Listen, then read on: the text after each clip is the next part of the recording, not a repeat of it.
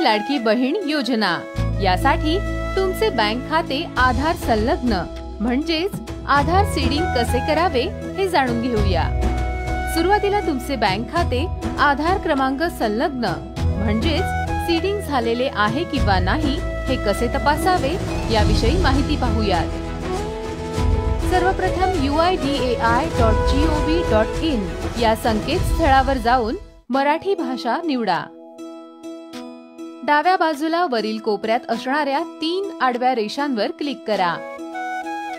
उघडलेल्या मेनूतील प्रथम पर्याय माझा आधार यावर क्लिक करा। क्लिक केल्यानंतर एक ड्रॉप डाउन मेनू येईल, त्यातील 3ऱ्या क्रमांकाचा पर्याय आधार सेवा निवडा। उपलब्ध पर्यायांपैकी 6व्या क्रमांकाचा पर्याय आधार लिंकिंग स्थिती यावर क्लिक करा।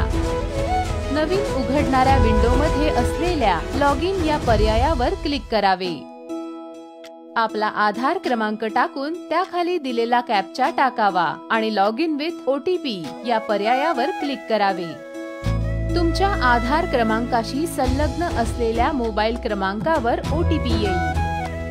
आलेला OTP टाकून लॉग इन या पर्यायावर क्लिक करावे।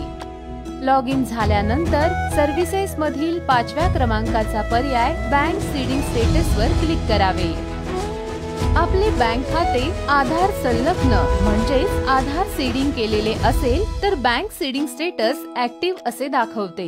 जर आपले बँक खाते आधार संलग्न केलेले नसेल तर बँक सीडिंग स्टेटस इनऍक्टिव्ह असे स्टेटस दाखवते।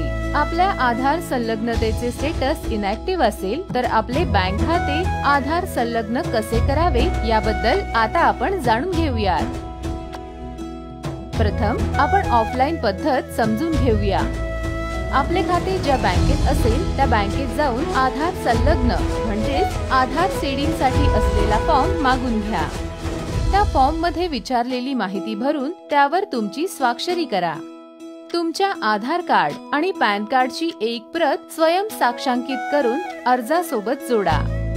संपूर्ण भरलेला अर्ज तुमच्या बँकेत जमा करा। 2-3 दिवसांनंतर तुमच्या बँकेकडून तुमचे खाते आधार संलग्न झाल्याची खात्री करून घ्या। आता आपण ऑनलाईन पद्धत समजून घेऊया।